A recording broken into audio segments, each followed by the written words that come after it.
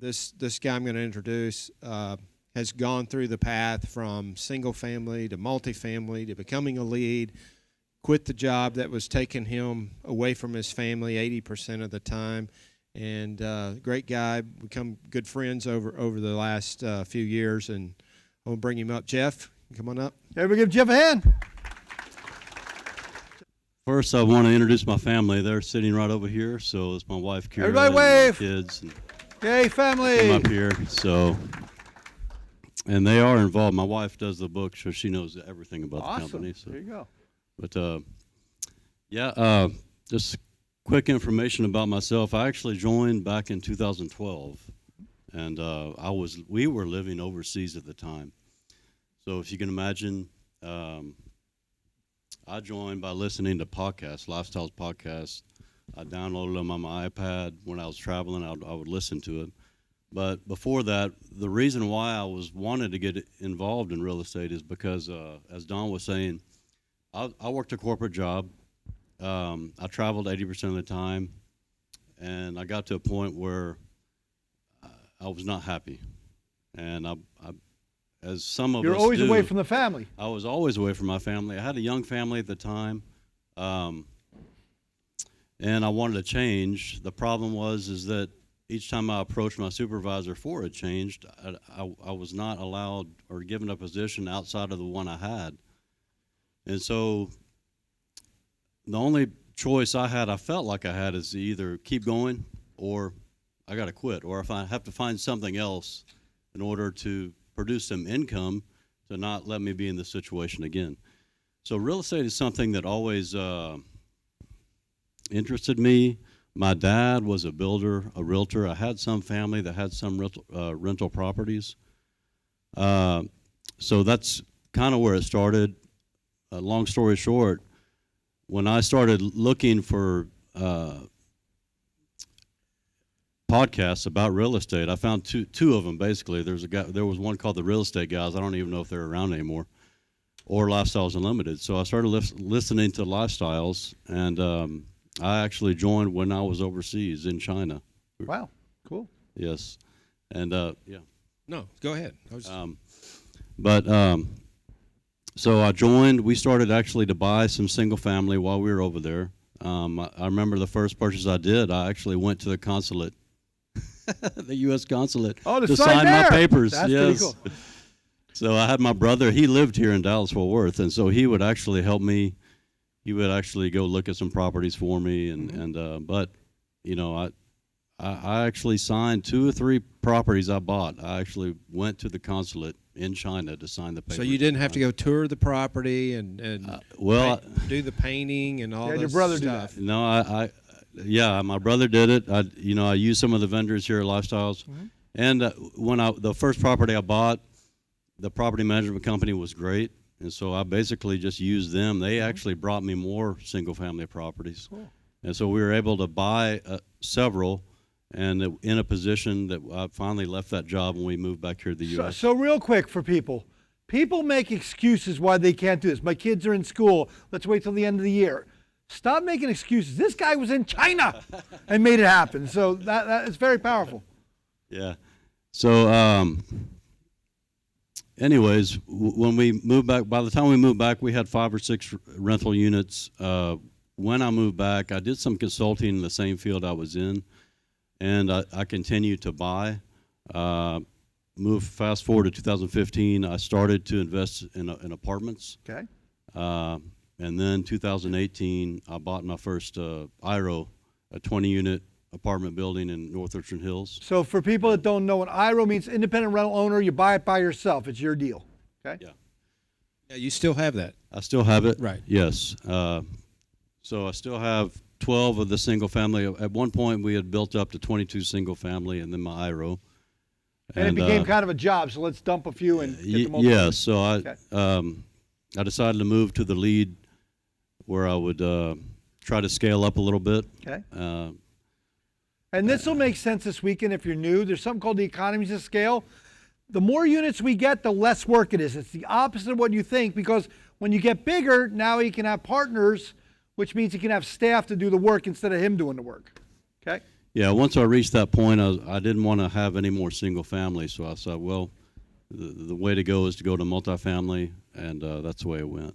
Yeah, single family is great, guys. If you want to replace like a $50,000 or $60,000 income, what if you make $100,000, $200,000 to $300,000 a year? You have to get to multifamily as quick as you can. So this is the second lead investment apartment complex that I've done with investors, and we bought this end of last year, April. Tell everybody how you found this deal. You know, I hear rumblings through the crowd how there's no good deals out there. I can't find anything. A lot of times, deals aren't found. You make them. You know somebody that knows you, and they bring, just like your houses. They're what we call pocket deals. They're not even listed anywhere. Sometimes it's all about a relationship. So it's being in a place and sticking there and having your team and your network of people. It's amazing how these things will come to you. You don't have to go. I'll let him tell you. Yeah. Well, I would say it's the same principle with single family. So the reason why I was able to buy more and more single family is because you build your network, right? You buy one, you meet more people bring you more deals. And so it's the same thing with multifamily. The person that brought me this deal was a multifamily broker that I talked to on some previous properties I'd looked at. And he interned at the company that was listing this, but it was kind of weird. They weren't really a multifamily broker. They actually do more property tax stuff. Okay, so sometimes property tax process didn't know so it wasn't listed or marketed very well. That's a good thing, though. I love those deals. Yeah, it was a good thing.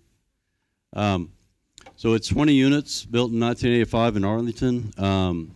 It's good. We have a couple other properties close by, so it was a great location for us. This is a little bit different. They're called condominiums, but we're all one owner. It's not split, but they're large. They're kind of like single-family homes, so the price is higher. It's kind of similar to a single-family home. So really quick, I got to bring this up, and this is why everybody's like, condominiums. If you've been to my seminar, I say they're Satan. We don't do condominiums. Yeah. But this deal was, the guy had the idea, I'm going to build it as condominiums, but he goes, I decided to make an apartment instead. He just never changed the name, correct? Yes. Okay, I just want to make sure people understand a lot of that. This has been in the Fame family for many years. Okay. And I think it was the granddaughter of the guy that actually built it. And she really wasn't a property manager. She didn't want to deal with it anymore. So it was tired. She didn't feel like dealing with the headaches, and you solved their problem. Yes. Okay, good. Yeah. So, so it was about $1.6 million out of pocket. We financed it for almost. Slow down. Here's why, Jeff. I'm going to ask a couple questions of you, because most of the people in the room don't have $1.6 million yet. Yes. You know, some people do, but most of them don't. You didn't buy it by yourself, correct? No. We have 28 investors. So you have 28 investors, including myself. Yeah. Okay. 28. So I just want to make it relevant for the new people that haven't been here before. What was your lowest investor in this deal? How much money? $25,000. How many folks come on 25 grand? So you don't have to have 1.6 million. Regular people, real results, 25 grand, they put it in. If the deal makes 100% return, it doesn't matter if you put in 20,000, 100,000, 200,000, you make that rate of return on your share. You understand that? Now, here's another thing, because I have people watching all across America. I have people from Hawaii watching today. Yes. Were all your investors right here in Dallas area? No, we had about 20% that were out of state. Okay. Yeah. Do you know any states they are in? Washington. I looked this up right like before Seattle area? Up there, that Washington or Washington D.C. with the comments? No, Seattle area. Okay, there you go.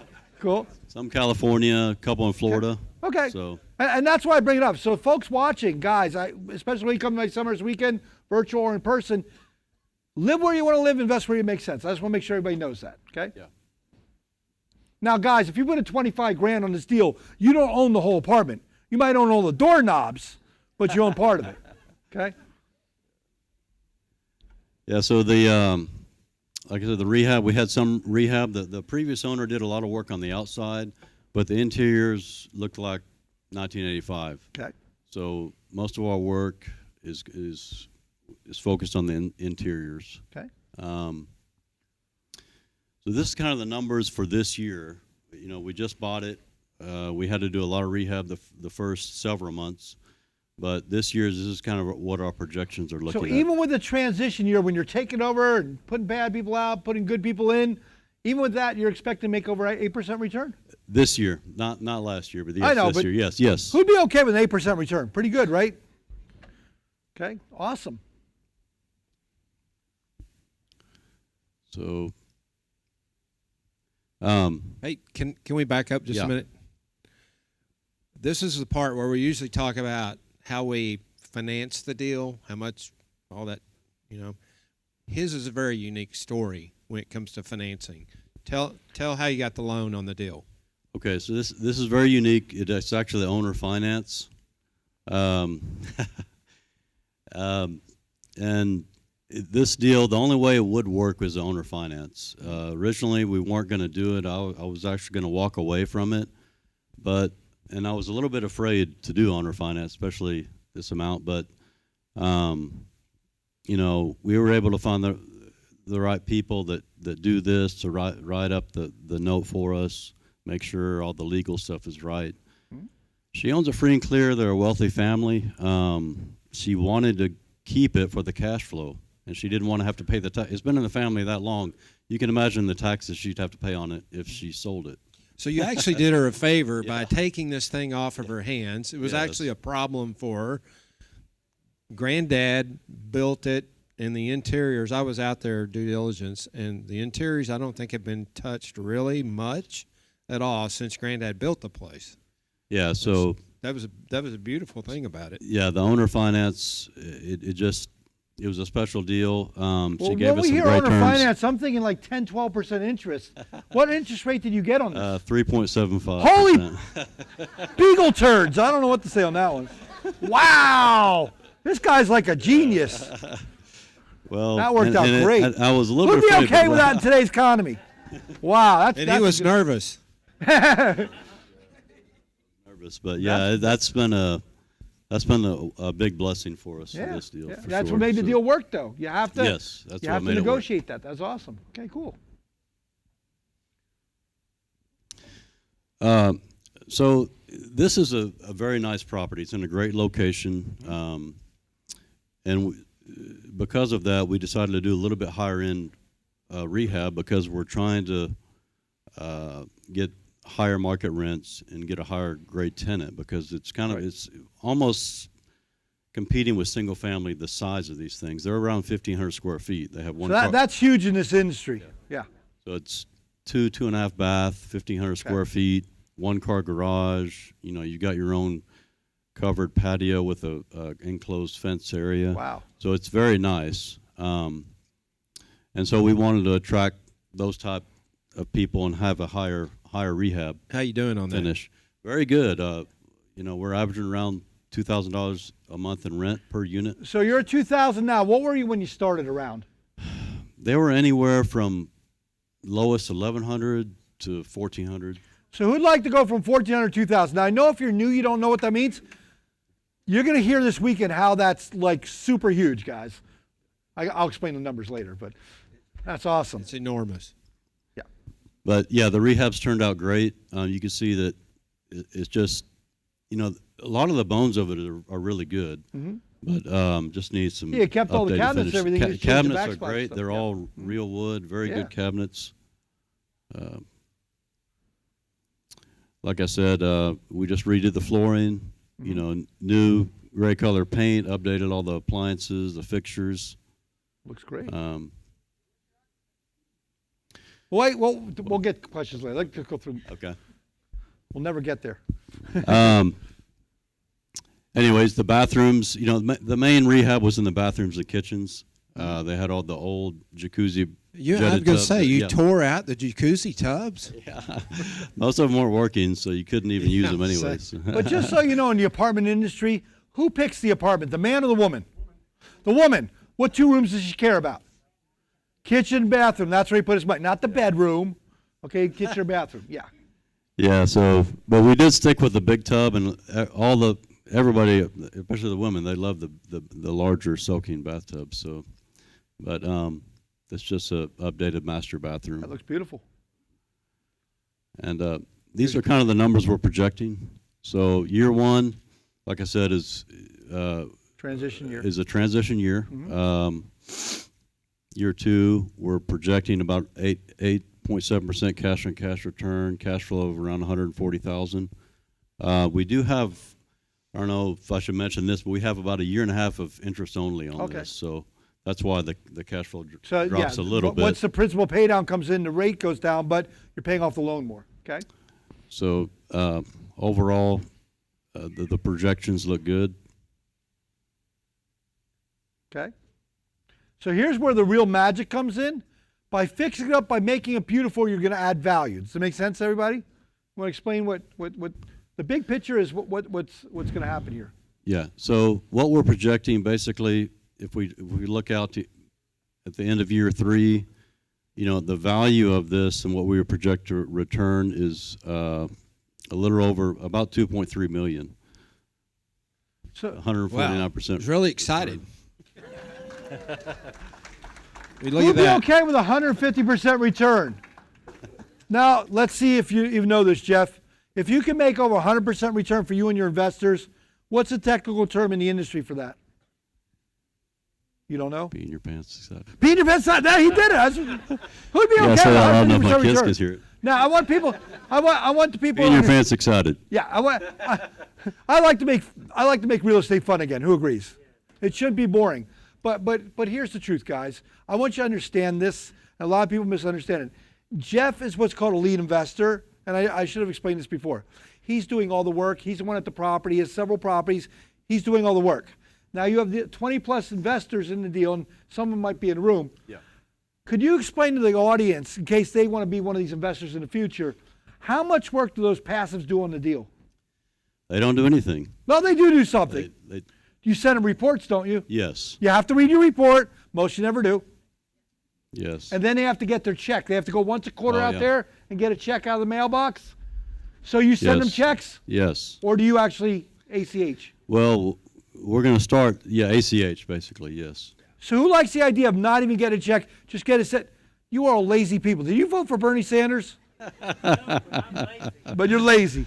My point is, guys, being a passive investor, one of these investors in these deals from all over the place, Washington State, those people will never even. Here's another question I should have asked you, Jeff. Of all your 20-plus investors, how many of them actually physically went out this property?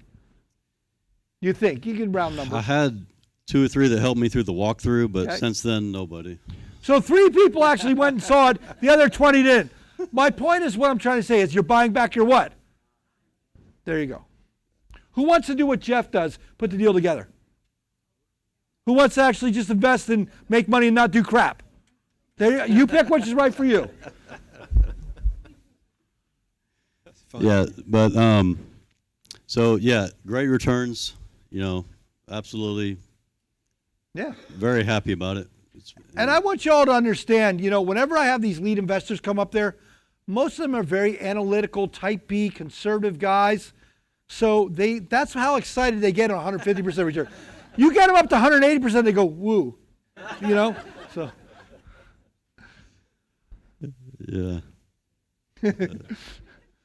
He's yelling He's on right. the He's inside. He is yelling on the inside, right? So how do we increase our NOI? Basically, like I talked about, we focus on the higher end rehabs, right? We put the hard surface countertops in, backsplash, new appliance, stainless steel appliances.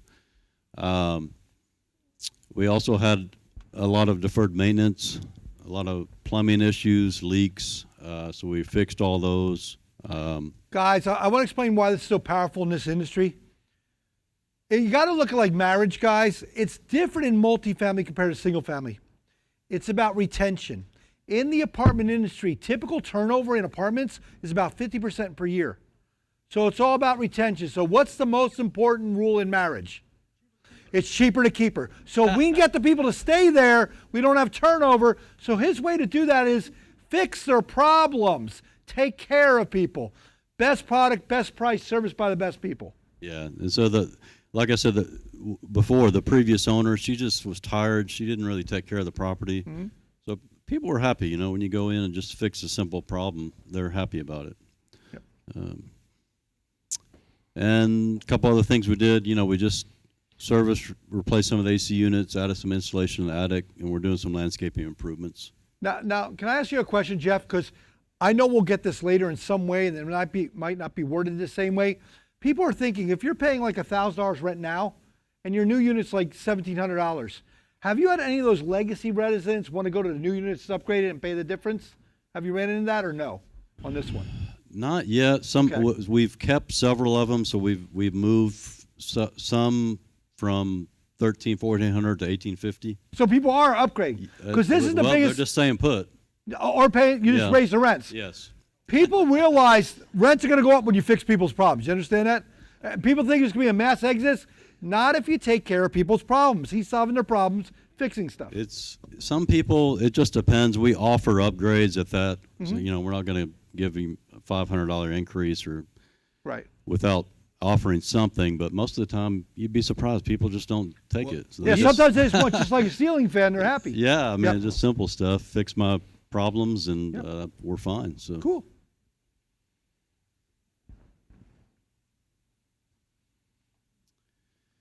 So, like I said, the reason why I got into real estate was because I wanted my time back, right? And I wanted to chart my own course. So that's what I think, if I could have a quote, that's what lifestyle's done for me. It's given me the ability to do that, buy back my time and chart my own course in life. Yeah. Jeff, can you think back several years? Remember when you first joined? Yeah. I know if you did it virtual or however you did it, I'm not sure how we didn't have virtual back then probably, but when you joined up the first time, you went to this seminar, whether Dell taught or I taught, I don't know who taught back then. I taught it? Okay, good looking guy. So remember back, you're nervous, is as real as not. There's some new folks that come to my seminar for the first time this week and never been here before. What advice would you give to the new folks? I would say sometimes you've got to look beyond the noise, right? There's a lot of noise outside about investing, some noise about negative investing in real estate. But look at the facts and believe in what you see and take a leap of faith.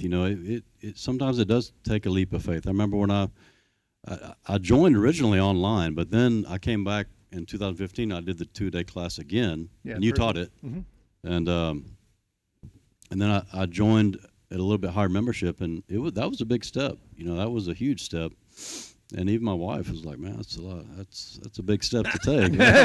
It is. What does she say now, though? What does she say? She's happy now. But, right. But I would just say,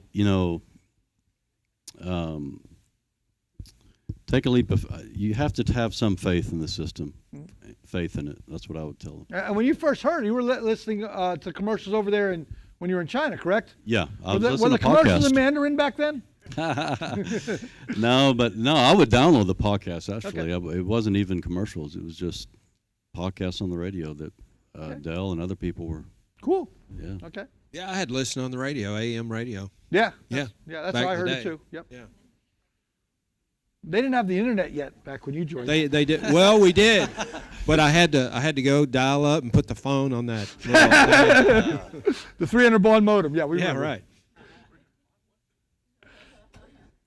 So, I think if you look at the short-term goals, what's next? We're going to finish out our Norwood condominiums and stabilize that. That'll be done this spring. And we're looking to maybe buy another complex this year, later on this year. Good. I always want to learn, I want to learn from other investors, learn from other people out there, continue to learn and get better as an operator.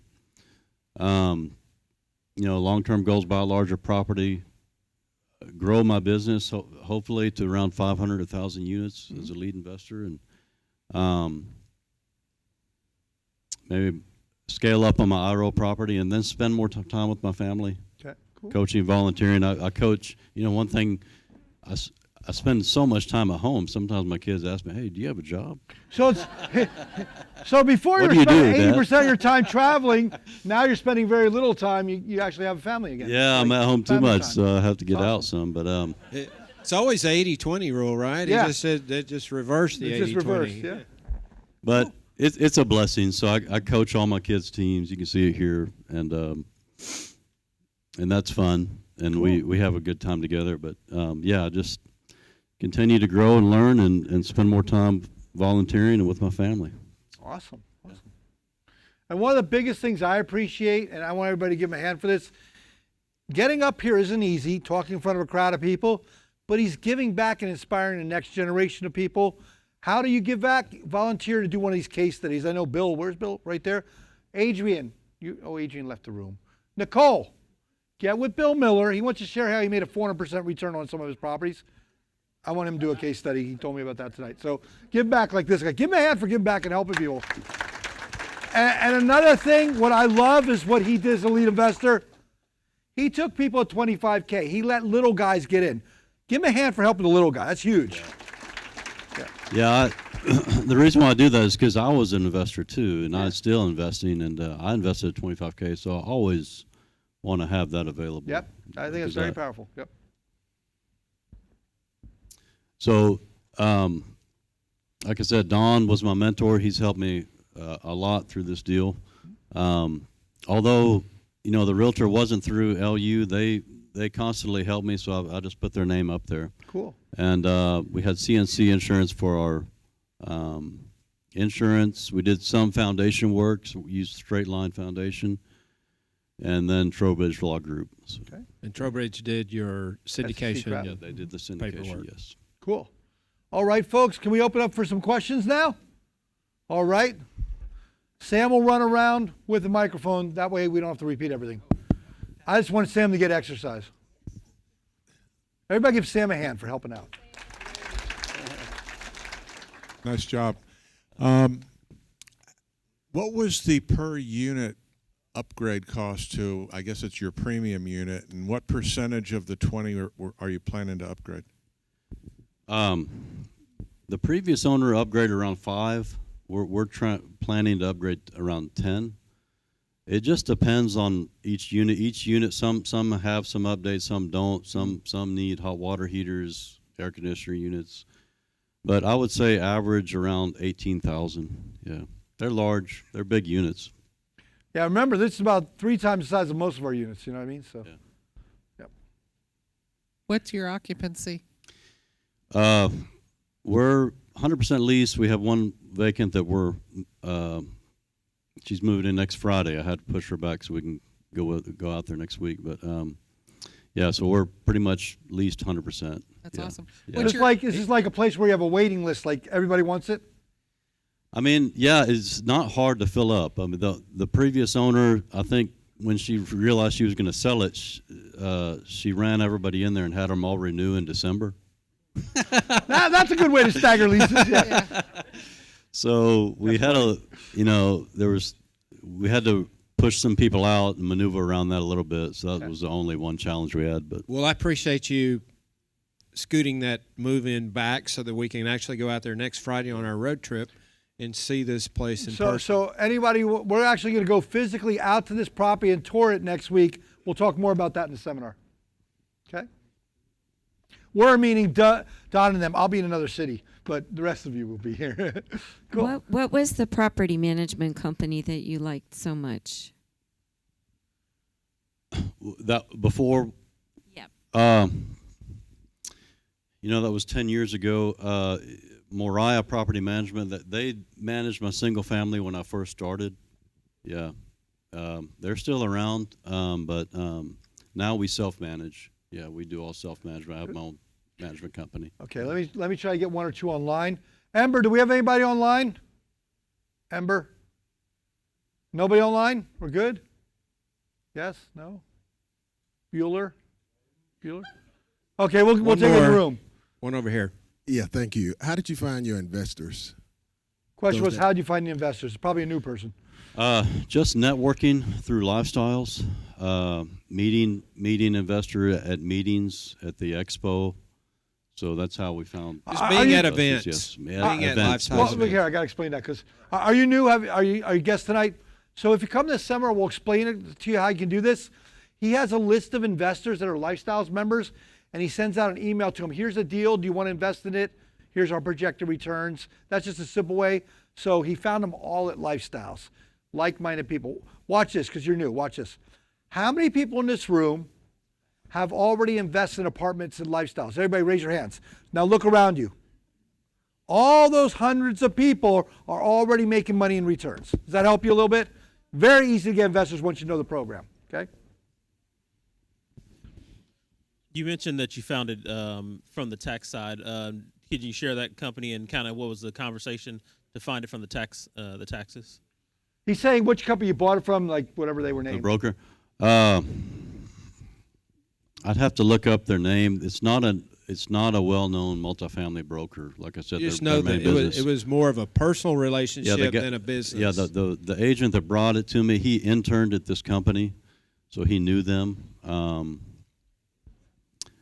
It wasn't advertised very well. I'd have to look it up. I could share it with you later. But. Okay. Got one more in the back here. One more question online from Jesse was, what are the first steps to becoming an investor? So the question is, what's the first steps to becoming an investor? First thing you have to do is come to this seminar. You have to be educated. You have to become what's called a sophisticated investor. I show you how to do that during the weekend seminar. So your first steps is, you don't want to just invest in a deal if you don't know what you're doing. What's a good deal from a bad deal? You have to understand the parameters. That's what I cover during the seminar, Jesse. I encourage you, come this weekend, watch online or come in person, okay? All right. Well, let's give them a hand. Thank you so much. Appreciate you guys sharing.